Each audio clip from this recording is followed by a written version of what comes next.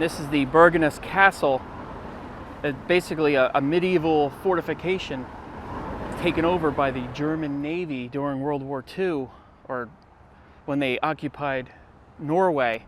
And there's a lot of history here. I'm going to show you some of the buildings, show you what it looked like before and during and after. You can still walk through it. It's really one of the most preserved, if not the most preserved, medieval structure like this in Norway.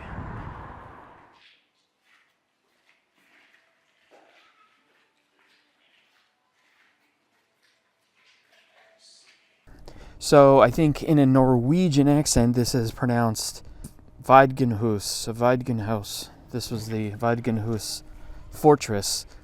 This served as the royal residence and a military stronghold for Norwegian kings during the medieval period. That's how old this is.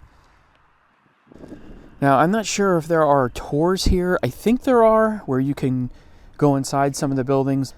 I'd love to go inside and see them, but I don't have a lot of time. Plus, there's a museum around the corner that I definitely want to get into and show you some of the things that are in there. But this is really just going to be a quick walkthrough to show you what this looks like.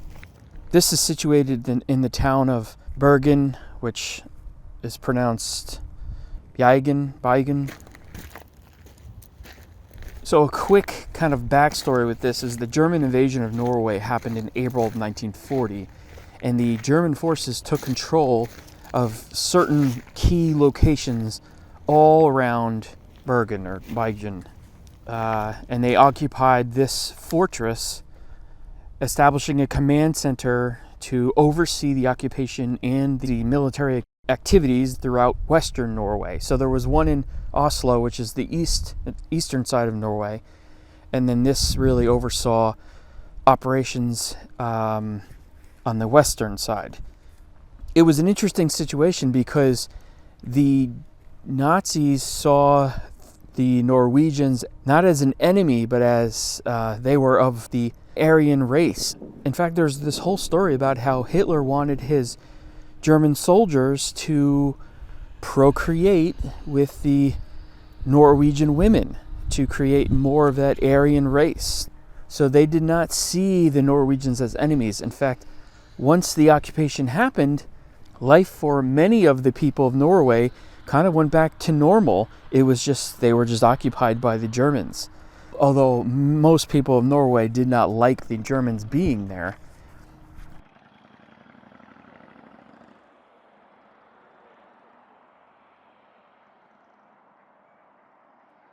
So a lot of these buildings are absolutely original, but some were built by the Germans, like this bunker here.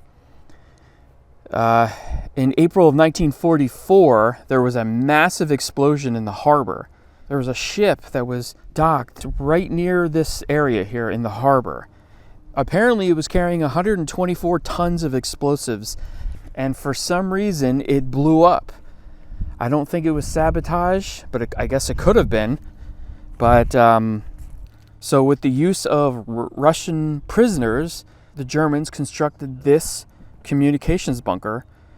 And after the war, it was supposed to be torn down. Germany actually even gave Norway money to do that, to tear it down. But for some reason, it remains. This building and buildings around it are utilized by the Norwegian army. This museum is just around the corner, and I guess it's pronounced Bergenhus Fortress Museum. And there's an entire section about the Norwegian resistance, which I wanted to show you. And it's really interesting to see all the different things, the documents and old weapons that are here. It's fascinating. So this right here is probably the most shocking item in this museum. It's called the Gestapo chair. It's stunning to see. A Nazi named W.A. Kesting owned this chair. He was a torturist who lived here in Bergen, and this chair was either in his home or in a Gestapo house. And many people were interrogated and tortured in this chair. And look, you can see the bullet holes right there, the tiny little holes. That is crazy. And that's a picture of W.A. Kesting right there. So all of the countries who were occupied by the Germans had resistance groups, resistant movements, and so obviously Norway was no different. There were various resistance groups and networks that were formed independently of themselves. Some focused more on sabotage and propaganda. Some groups did a lot of intelligence gathering. Now those groups eventually all came together under one umbrella called the NAZl'S. At some point there were like 40,000 resistance members at its peak, at least. Now look at these. These are called pencil detonators, or time pencils.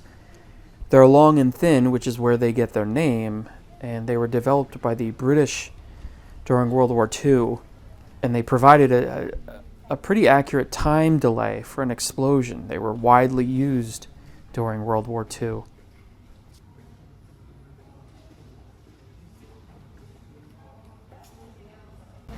There's actually a Norwegian resistance museum that I am not going to get a chance to see, which is very unfortunate because it really shows the different factions of the resistance and the obvious negative effect that they had on the Nazis.